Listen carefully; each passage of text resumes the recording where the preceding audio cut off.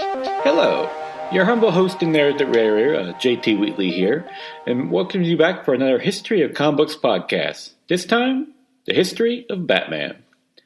Like all comic book creations, Batman began with his creators, who had not one, despite what people think, but two, Bob Kane and Bill Finger. Bob Kane was born Bob Kane, K-A-H-N, on October 24th, 1915, remember that date, the son of an engraver and printer at the New York Daily News, who encouraged his own art career. As he grew older, Kahn became known as a womanizer, going on double dates with Walt Eisner, his classmate at DeWitt High School, a reputation he enjoyed. He would later claim to a brief romance with Marilyn Monroe. He went to the commercial art studio and changed his name to Bob Kane at this point to make it more mainstream, as many other comic book creators would do. He started out working at his uncle's garment factory before moving on to the Max Fleischer studio, then working on Jerry Iger's Wow magazine, and later Eisner and Iger's studio. During this time, he would produce such strips as Peter Pulp for Fiction House's Jumbo Comics, along with Ginger Snaps for More Fun Comics, Oscar the Gumshoe for Detective Comics, and Professor Doolittle for Adventure Comics, for which he also would produce Rusty and His Pals. During this time, he had a fateful meeting at a cocktail party with an old alumni from DeWitt, Bill Finger. Bill Finger was born Milton Finger on February 8, 1914, in Denver, Colorado, to a Jewish family who had immigrated from Austria. They would later move to the Bronx in New York City, where his father started up a tailor shop only to have to shut it down during the Great Depression. An aspiring writer, when he met Bob Kane, he was already married with a young son looking for work.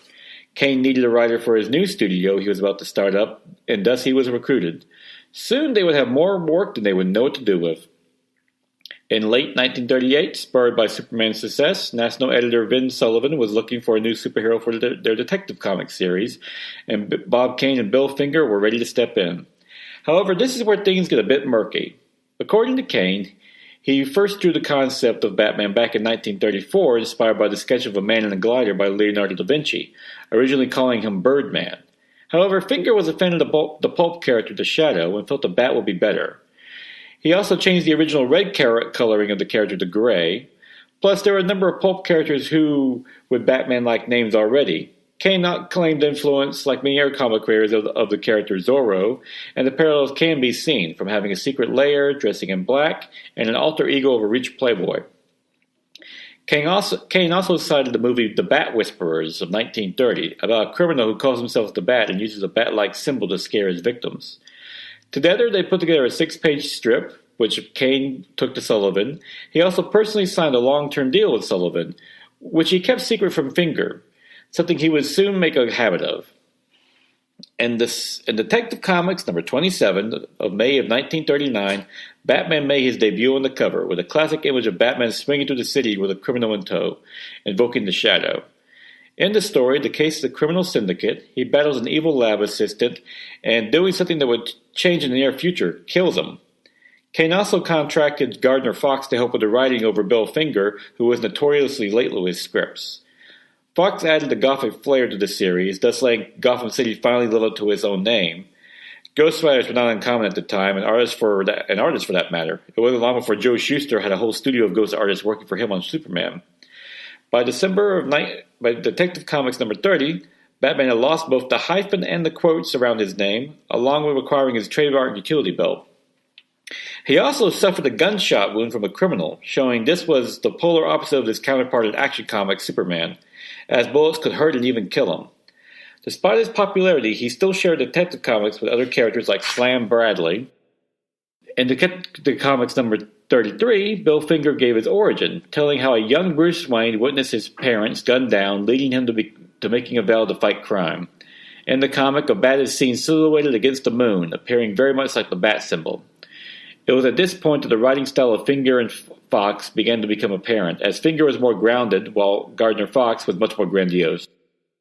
In Detective Comics number 36, a 17-year-old named Jerry Robinson took over the art from Bob Kane, who got the job when Bob Kane noticed him at a New Jersey tennis club in late 1939, advertising his own art on his jacket. This issue also petitioned something that would soon disappear from the character, with Batman grinning and even cracking jokes. However, one long-lasting thing was the appearance of Hugo Strange, an evil psychiatrist originally designed to be Batman's chief villain, a moral oddity to his Sherlock Holmes, if you would say. By issue number 38, Batman at least got his own Watson with the introduction of Robin, which depicts an 8-year-old trapeze artist whose parents were murdered by the crime boss Zuko. After capturing him, he becomes Batman's sidekick, Robin the Boy Wonder, with a red, green, yellow outfit, and a name inspired by Robin Hood from the classic film The Adventures of Robin Hood, which Jerry Robinson cites as one of his favorite movies of all time. Mine too, Mr. Robinson. Pretty soon, sidekicks became super popular, excuse the pun, in comic books, with Captain America getting Bucky and the original Human Torch getting Toro. Unfortunately, an infamous typo occurred, which would come to haunt him later, when it was described that instead of Robin was Batman's ally, it was anally. Something that would be used by his critics to imply a gay relationship between Batman and Robin, even though the intention was always a father-son, mentor-sidekick one. By the spring of 1940, Batman got his own series, featuring the first appearances of Catwoman, called The Cat at first, and the Joker. The Joker was originally inspired by the look of the Joker in a deck of cards and Conrad Veicht's character in the classic 1928 silent film The Man Who Laughs, about a man whose face is disfigured with a permanent grin. The visuals were hammered out by Bob Kane and Jerry Robinson, with Bill Fingers writing. He would make them into a remorseless serial killer who used his Joker gas on his victims. This MO will remain until April of 1942, but wouldn't return until the 1970s, when he eventually became his chief villain in the 1980s. As for the violence in the Batman comics, was about to be severely restricted. In that same Batman #1, Batman was depicted in the comic not only using guns, but having them mounted on his Batplane to mow down criminals. This went against National's own personal edict that heroes don't kill, and pretty soon Batman was not only killing and dropping the use of guns, but became an honorary cop in Batman #7 in the fall of 1941. At the same time, many of Batman's iconic features started to appear, with Gotham City finally being named in early of 1941, and getting his own Batmobile, while the Bat Signal made its first appearance in 1942. Arkham Hospital was also appeared, but wouldn't be called Arkham Asylum until Batman #258 in October of 1974. Plus, Alfred finally made his appearance in spring of 1943 as well, and to counter the homosexual rumors about him and Robin, Batman got a steady girlfriend in Linda Page from 1941 to 45, before moving on to photographer Vicky Vale. Pretty soon, many more iconic villains started to appear, from Two-Face, Clayface, Penguin, the Riddler, and the Mad Hatter.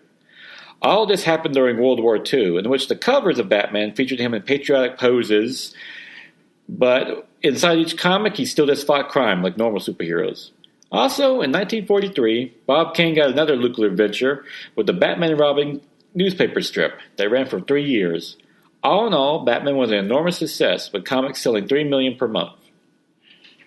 On July 16, 1943, the Batman got to jump into live action with his movie serial debuted featuring 15 episodes. And in line with the patriotic fever of World War II, Batman and Robin would now be U.S. government agents working for Captain Arnold and fighting the Japanese, like the villainous Dr. Tito Daka. Sadly, the racist depictions in this serial have not aged well. Nevertheless, the show ended up being a huge success and influenced the comic, introducing the Batcave and even having Jerry Robinson alter Alfred's appearance to look more like the actor William Alston. Of course, the second serial was released in 1949, but to disappointing numbers. On February 28, 1945, Batman and Robin made the jump to radio, guest starring on the immensely popular Superman radio show. In 1946, behind the scenes, Kane arranged for Batman to be solely credited to him by National in a deal to ensure he didn't side with Jerry Siegel and Joe Shuster in their lawsuit over the ownership of Superman. As leverage, Kane claimed he wasn't 18 at the time when he signed the contract, and since birth records were spotty at the best, especially for children of immigrant families, publisher Jack Leibowitz relented, signing a deal promising royalties and a guaranteed page rates in exchange for ownership of Batman. Of course, Bill Finger, who was equally instrumental in creating the character, was shut out completely. However, all was not rosy in the Batman universe, as soon he would be targeted by Frederick Wertham, the author of The Seduction of Innocence, the 1954 book that blamed comic books for juvenile crime, though a cursory glance of his research showed that it wasn't even backed by any scientific studies. The one thing Wertham could point out was that most juvenile delinquents read comics, but most kids read comics in general. The same thing could be said about chewing gum, movies, and watching baseball in the 1950s. Nevertheless, Batman was still a target of Warren over, and what he believed an inappropriate relationship between him and Robin. It didn't help that the comics gave him some ammo. In Batman number 84 of June of 1954, Bruce Wayne and Dick Grayson woke up in bed together. In The World's Finest number 59, July of 1952, they were tanning naked, and in Batman number 13, October-November of 1942, they were off on a rowboat together in the river, alone. Both the current and future writers dispute the notion that Batman and Robin had anything but a father-son relationship, though Grant Morrison argued that imagery does still matter. They may not have been written gay, but it was provided an opening for readers to interpret what they wanted.